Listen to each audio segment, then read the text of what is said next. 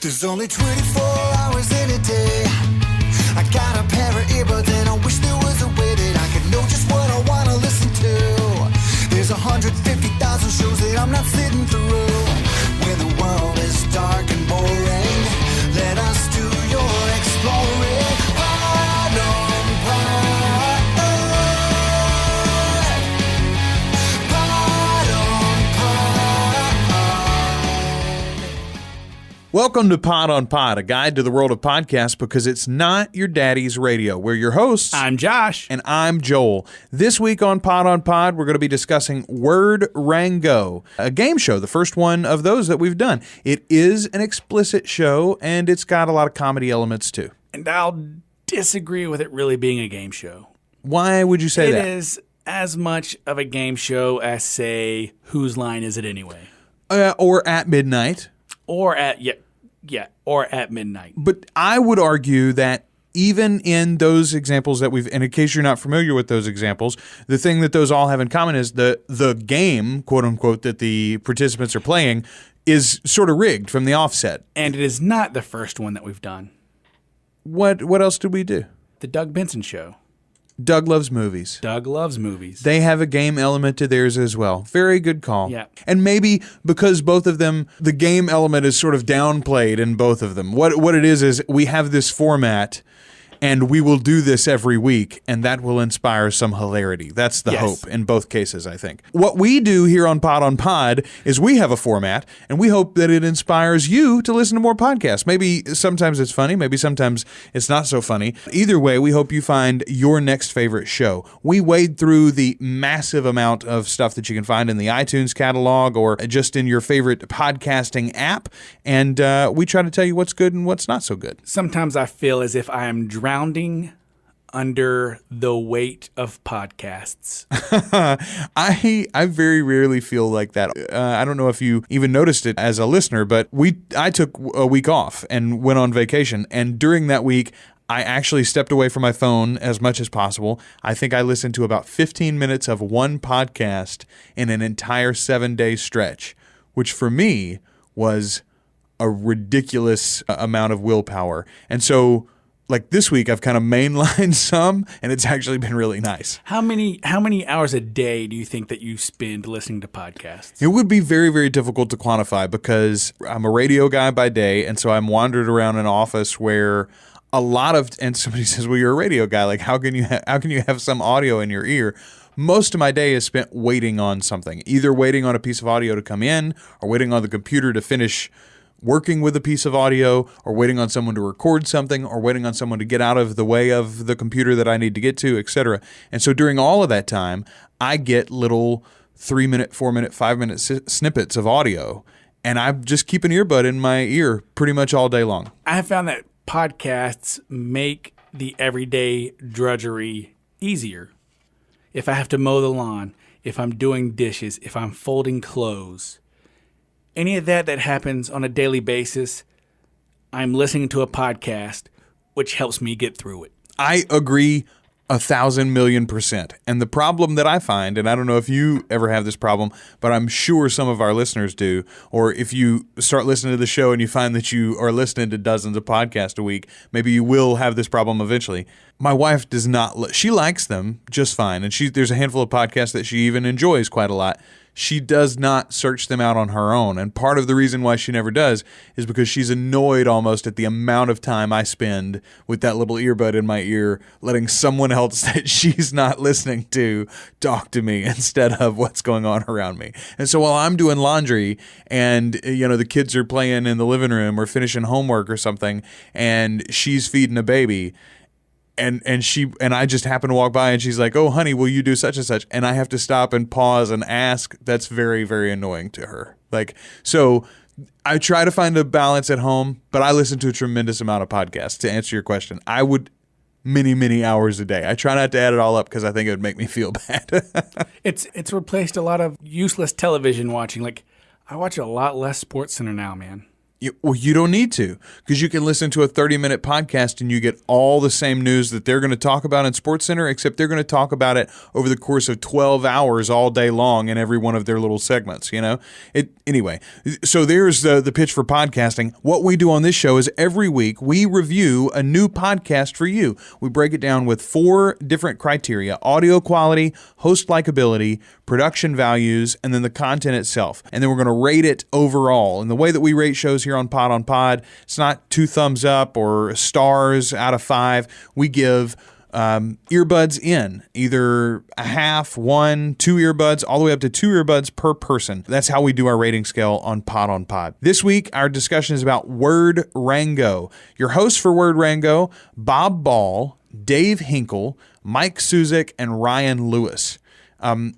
You heard this show, you found this show because I suggested it, right? Yes. Okay, this is a show that I stumbled upon through Mabimbabam. We listened to Mabimbabam, and Bob Ball is the, I guess, intro announcer, disclaimer announcer would be the way to describe that. Before the show starts, if you've never listened to My Brother and Me, it opens with a disclaimer. And the radio, a very typical radio voice comes on and says, this show is not for children. And he's got a great voice, man. Yeah, he does. It's as a radio guy myself, drew me to him right away.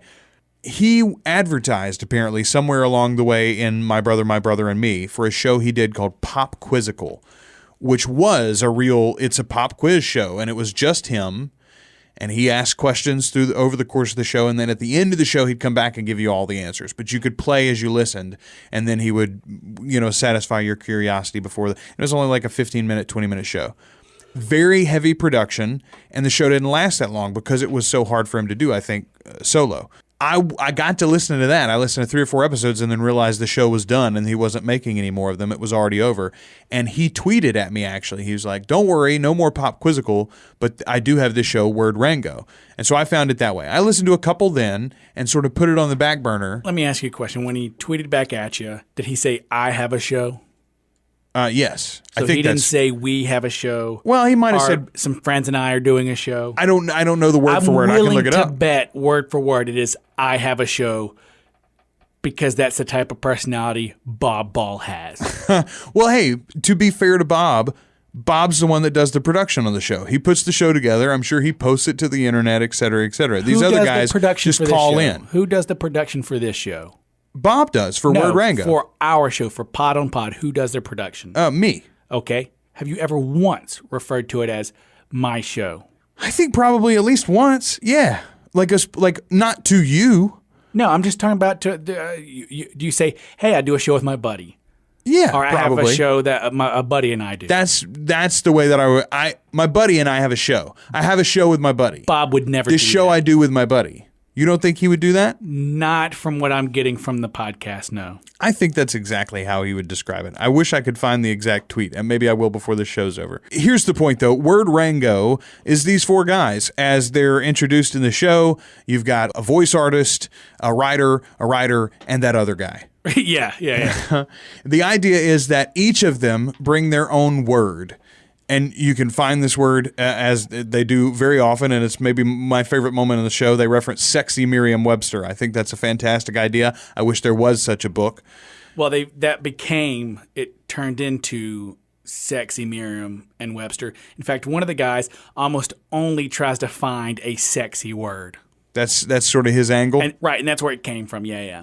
So you bring your word, and the very first thing you do is once you announce your word, the other guys try to spell it. So are we getting into the content first, or are we... I think we're going to have to talk about content first. Just to explain it? Yeah, just to explain the game.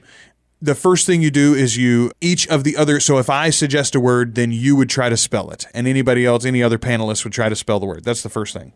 After everybody tries to spell it... Define it. Then you try to define it. Once you try to define it, then the actual definition is given. Right? Yes. What does it really mean now that we've joked about it? And the whole time, again, since the points don't really matter and the competition isn't for anything, these are all opportunities to goof. That's what it really is. It's opportunities to make jokes. And each guy kind of has their signature style of definition that they'll bring. Yeah. Bob likes to do themes. Not every episode, but a lot of times every one of his definitions will have sort of the same theme in each episode. So like this episode, I'm going to talk about all the times I went to my lab and I was searching for the meaning of life or whatever. And the other thing that he does is he fills that in with sound effects. It is like, I'm assuming Bob is older. You think so? I figure he's probably maybe 5 or 6 years older than us at the most. I don't think he's that much older. Maybe so.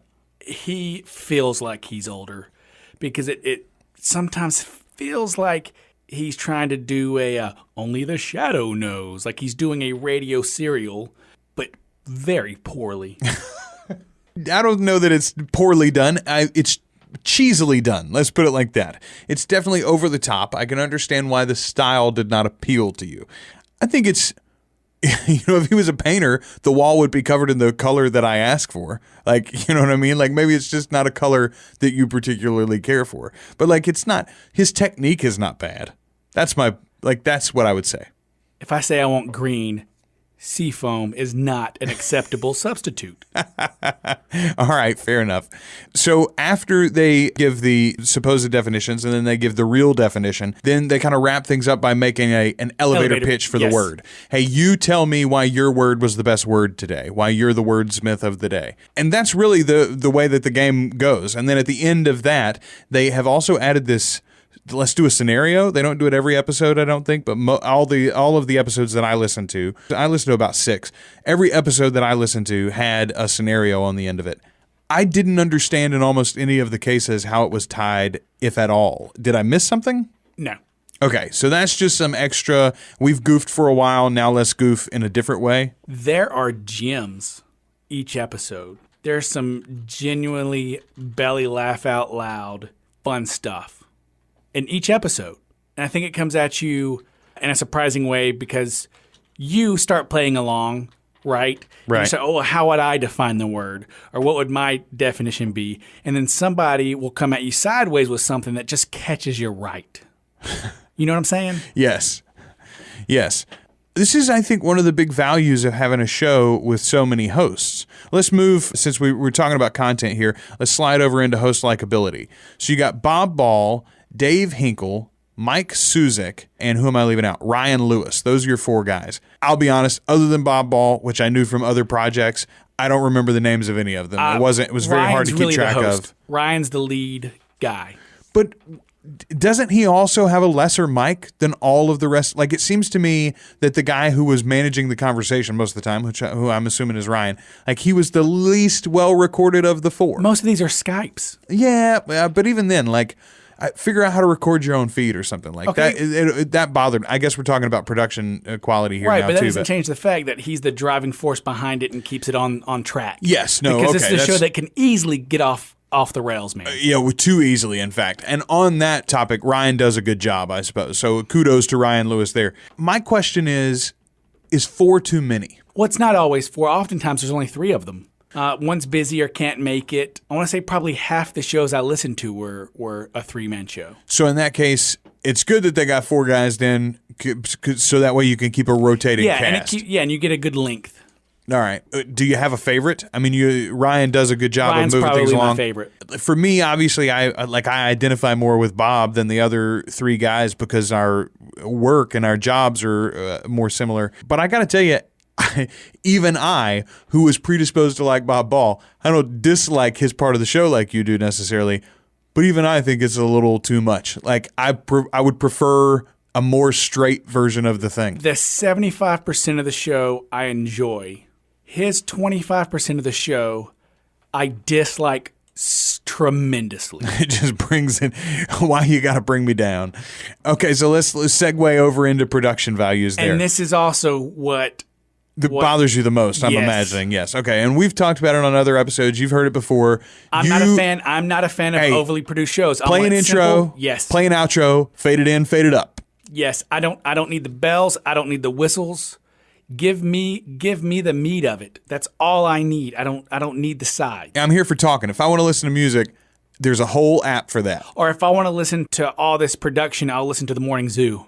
I got you. Bob, this is what he does. It's what he does for a living. It's obvious that he enjoys that part of it. If you ever listen to Pop Quizzical, there was a lot of... Pop Quizzical makes more sense because it's one guy in a studio and it feels like an NPR show or something, and it's also an even shorter timeline. So I think you might appreciate his shtick more in that context than in this. I'm going to do something that we never do right now. That's fine. I'm going to talk directly to Bob. Because if we put it out there, I know he's going to listen to this episode. I bet he will too. Listen to this episode. Bob, you've got a good idea, man. You've got a good product. Don't overseason it. It doesn't need it. It comes off as hokey. It comes off as a shtick, and it devalues what you're already doing well. Cut back on the salt. That's all you're saying, Huh? Back on the salt, man. As I said before, I think he's doing a wonderful job. I don't always enjoy the choices. It's not always for me. So like I think it's a problem of personality and like personal taste, as opposed to everybody would like it more if you did this. I'm going to qualify your grumpiness with the fact that maybe it's just because we're grumpy old dudes. That's my thing there. Otherwise, I think production quality here is very, very high. It is a Skype show. You've got, 3-4 hosts, and none of them are together, but they do a pretty good job of keeping the audio all clean and putting it together. You hear keyboards often. Sure, yeah. And I mean, especially when they're frantically searching for trying to figure out something to go to move the conversation along. But you hear keyboards occasionally in this show. Like, I think almost the fact that you can hear keyboards occasionally shows that they've got a really quiet room and a nice microphone, Well, and also like the evolution of, so if you go back and you listen to the very first episode, no one really knows the segments of the show. Even the people that bring it, they were just told, hey, bring a word, we're going to play a game. It wasn't even called Word Rango. Oh, yeah, I forgot about that. It comes up with it there. And the words are pretty mundane words, right? Like words that the definition to. Right? I was going to say a close approximate, like Unflappable won the first episode. Yes. They're words that you can get a very close approximation to. That does evolve, man, and it evolves into some ridiculousness, and that made the show even better.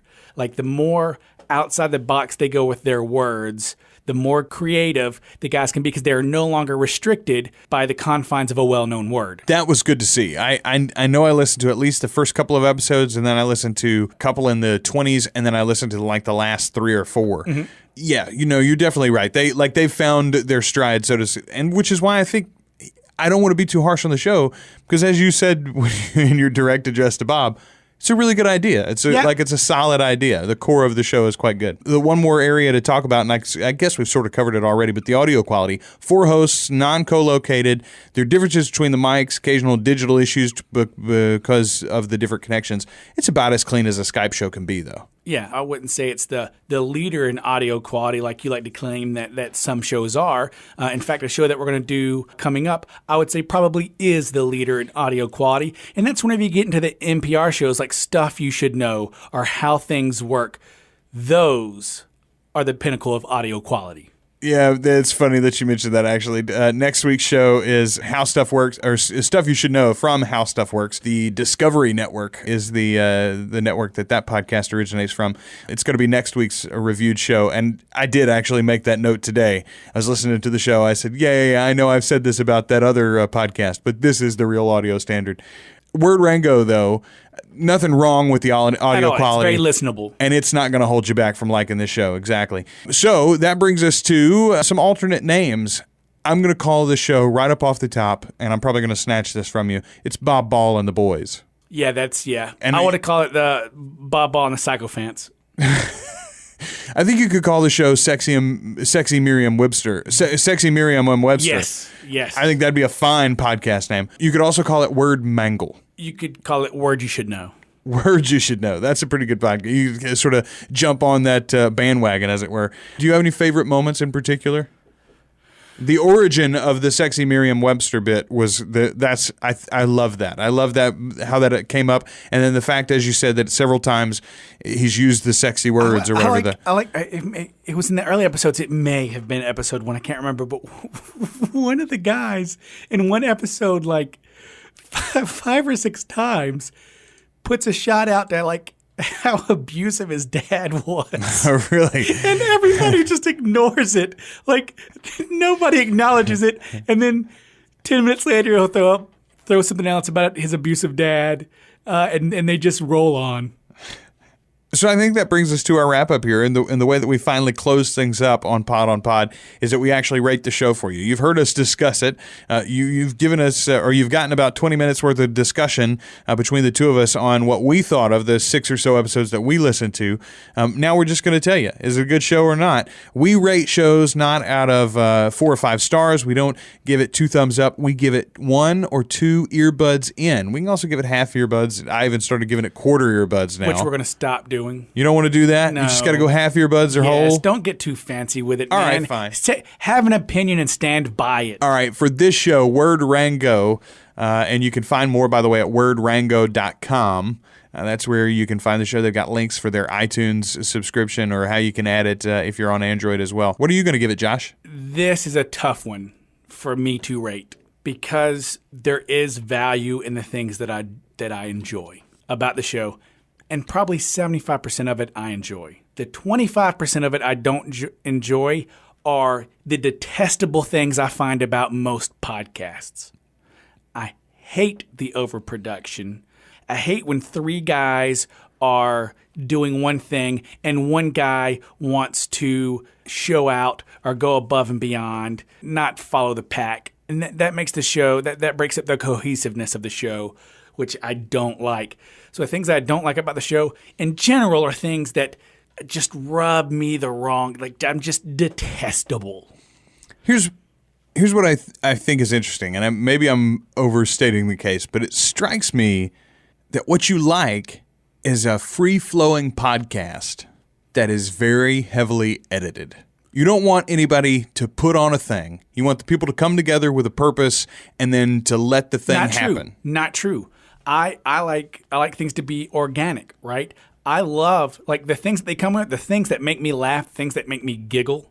Yes. About the show are what comes up organically from them playing with the words. I enjoy that. That's not from somebody dropping in a sound. That's what I'm saying. You like the natural stuff. Yes, and when people are doing something that's natural and organic and one Yahoo over here is coming with like a freaking script every time and trying to shoehorn that in. I don't care, man. And it breaks my focus on the show. It's something that I focus on and takes my joy away. So it's hard for me to rate it because I don't want to give this show the vaunted half earbud, right? Which is the worst possible rating I can give a show. Because it's worse than not caring at all. Yes. A half earbud is worse than 0. I'm putting you in your place. It's not, for me, a 1 earbud show just because those elements I don't like. It takes the joy away. So I'm going to give it no earbuds. Wow. Yeah, I probably won't. It's not even going to be in my list. I'm taking it out. I'm going to give it 1.5 earbuds. I don't think you would. I don't think most people are going to be as bothered by the Bob Ballness of it all as you are. And I do think that it's very different than even from Doug Love's movies. It's very different. I feel like Bob is there to market himself. I think Bob Ball is probably there because without him they wouldn't put a show together on a regular basis. I think they would.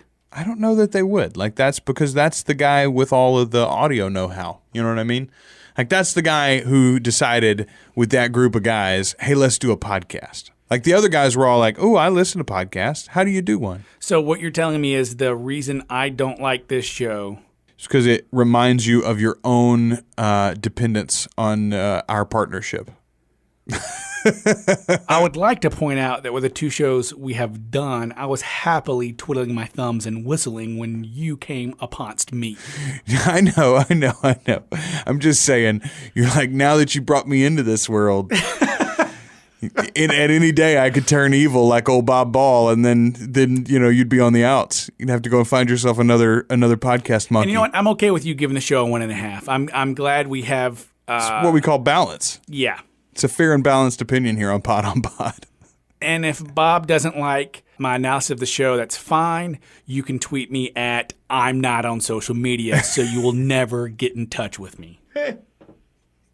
You can tweet us. We're at Pod on Pod. We're also on Facebook, facebook.com/podonpod, or you can just go to the website, podonpod.com. Make sure you do that, by the way. Find our iTunes links and write us a review there. That helps other people just like you find us, and we sure do appreciate it when you do that. That was another review. This week's show, Word Rango. Check it out at wordrango.com. Next week, we're going to be talking about a great show, a show that we are both big fans of and have been for years. It's a show called Stuff You Should Know from HowStuffWorks.com. We're going to be talking about that next week. Chuck and Josh. Yeah. Until next week, I'm Joel. And I'm Josh.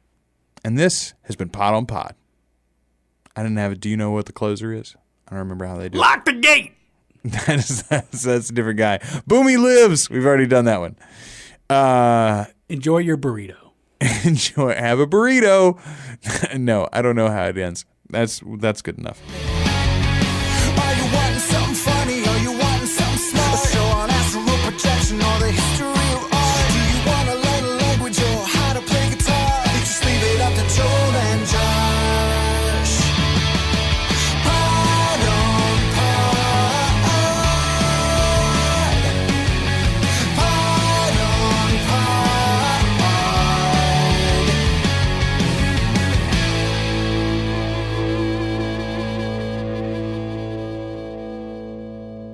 Pod on Pod is a proud member of the Procast Network, a ProCreate production. ProCreate is a community of artists in film, music, the digital arts, and fine arts that helps connect and collaborate on projects. You can find out more at www.teamprocreate.com.